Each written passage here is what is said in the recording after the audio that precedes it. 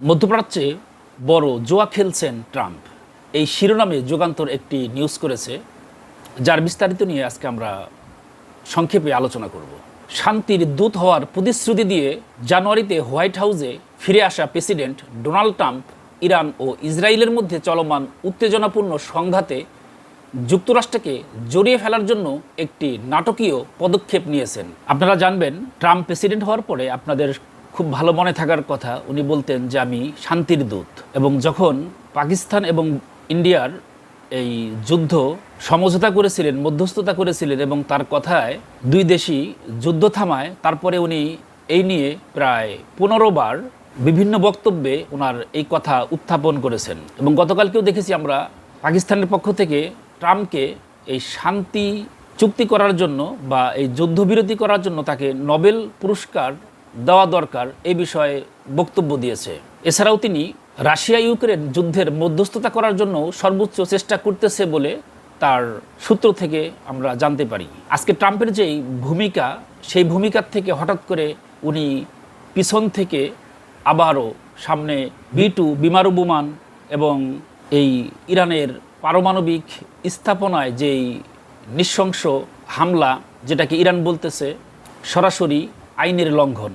আমরা এখন বর্তমানে আলোচনার ভিতরে দেখতে পাই যত ধরনের বিশ্লেষক আছে আন্তর্জাতিক, সবাই একটা জিনিস খুব স্পষ্ট করতে পারতেছে না, সেটা হলো ইরান এই মুহূর্তে ইসরায়েলের উপরে নিয়মিত হামলা চালাবে বা ইসরায়েলের হামলাটা প্রতিহত করবে, নাকি নতুন করে আবারও আরেকটা ফ্রন্ট খুলবে যুদ্ধের।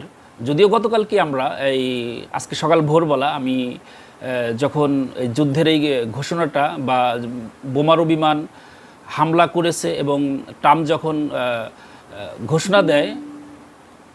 ঘোষণা দেয় যে আমরা সাকসেসফুলি এই আক্রমণটা সফল করতে পেরেছি, এরপরে যখন আমরা নেতানিয়াহুর বক্তব্য শুনি যে উনিও কংগ্রেস করেছেন, যে ধন্যবাদ জানিয়েছেন বা ওয়েলকাম করেছেন ট্রাম্পকে, যে এই ধ্বংস করার জন্য তাকে ওয়েলকাম জানিয়েছেন এবং এখন পুরো পৃথিবী জুড়ে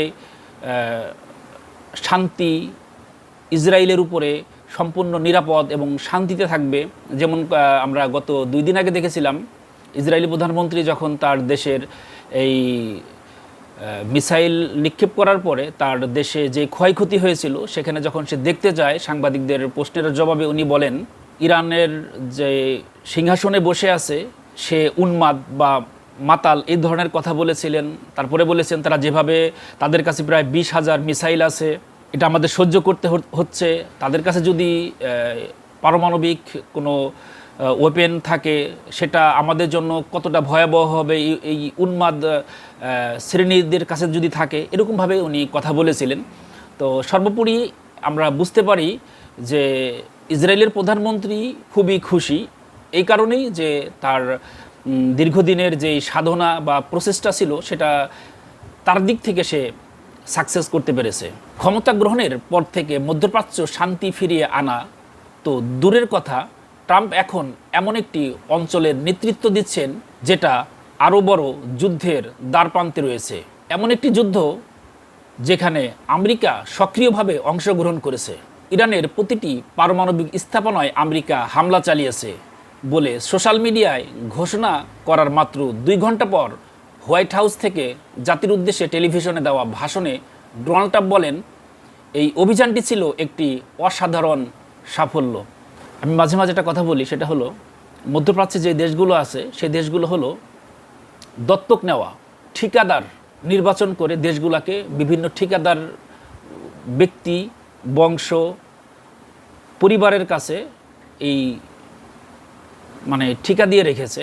আজকে মধ্যপ্রাচ্যে আরব রাষ্ট্রগুলো যাদের কাছ থেকে আমরা যতটুকু আশা করি, মুসলিমরা যতটুকু আশা করে, সেই হিসাবে কতটুকু তারা পায় এখন হিসাবের একটা সময় কিন্তু আমরা দেখতে পাচ্ছি।